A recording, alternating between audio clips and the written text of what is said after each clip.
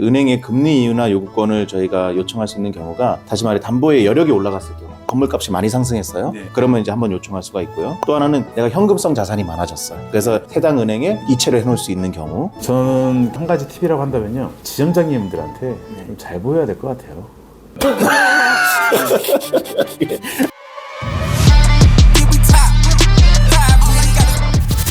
우리가 지난 시간에 유의사항에 대해서 이야기를 좀 나눴는데 솔루션을 좀 얘기해 줘야 될 것 같아요. 어떤 솔루션이 있을까요? 지난 시간에 부장님께서 대환에 대한 얘기를 잠깐 하셨는데, 대환에는 사실 특별한 기술이 필요하다기보다는 실행력과 정보가 좀 필요할 것 같아요. 뭐 실행력이라는 거는 이제 하고자 하는 의지인 거고, 정보라는 거는 그러면 누가 대환을 해줄 것인가, 평상시에 좀 관심 있게 가져야 됩니다. 우리가 꼬마 빌딩을 사게 되면 당연히 대출을 해야 되니까 은행권을 끼고 사겠죠. 대한민국에 시중은행들이 굉장히 많거든요. 그리고 은행마다 뭐 연초 혹은 연말 되면은 사업 계획을 해서 어떻게 하겠다라는 건 은행별로 좀 다를 수가 있고요. 그런 걸 개인이 다 알아보기가 어려우니까 그 은행을 대표할 만한 뭐 지점장이 됐든 부지점장이 됐든 대출 담당자가 됐든 그런 분들을 은행마다 한두 분씩만 알아놔도 정보들이 솔깃솔깃 들어옵니다. 그런 걸 평소에 좀 관심 갖고 있다가 대출 만기 한 달 전쯤에는 이제 대환 수수료가 안 나오거든요. 어떤 때는 대환 조건이 너무 좋아서 심지어 대환 수수료를 내고도 하는 경우가 있을 수 있고요. 아니면 보통 이제 대환 수수료를 안 낼 수 있게 한 달 전에 하는 경우가 있습니다. 그래서 이제 많은 은행을 좀 알아보고, 돈을 빌린 차주 입장에서는 조금 더 아낄 수 있는 방법으로 실행력과 그런 정보력, 이것만 좀 겸비가 된다면 이자를 아낄 수 있는 길이 열린다.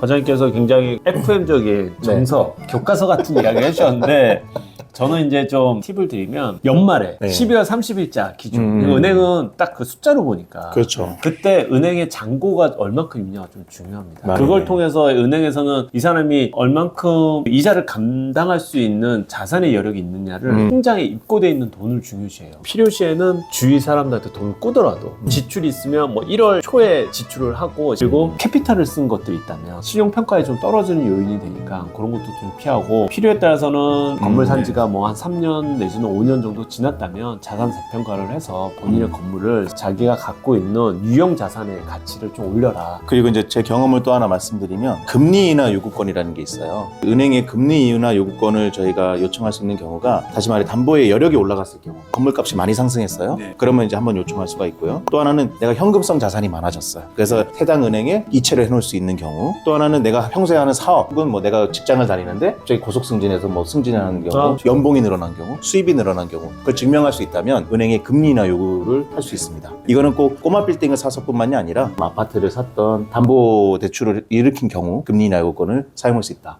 저는 한 가지 팁이라고 한다면요, 지점장님들한테 좀 잘 보여야 될 것 같아요.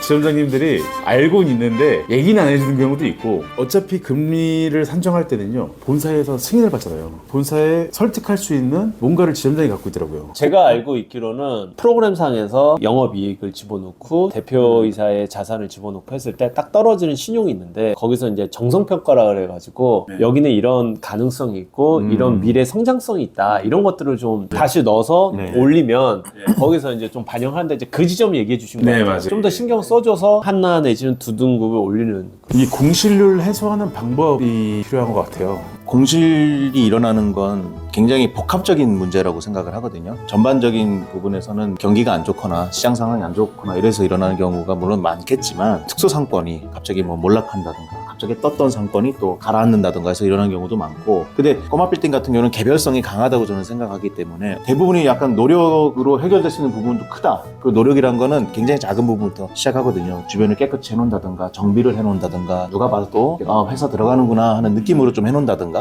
편리하다, 깔끔하다, 그러면 안 들어올 이유가 없을 거라고 생각하거든요. 근데 저는 그것도 경쟁력을 하나 확보하는 길이라고 생각을 합니다. 기본부터 좀 접근하자. 임대 사업도 사업이다. 아유, 그럼요. 소득세 내는데 사업이죠.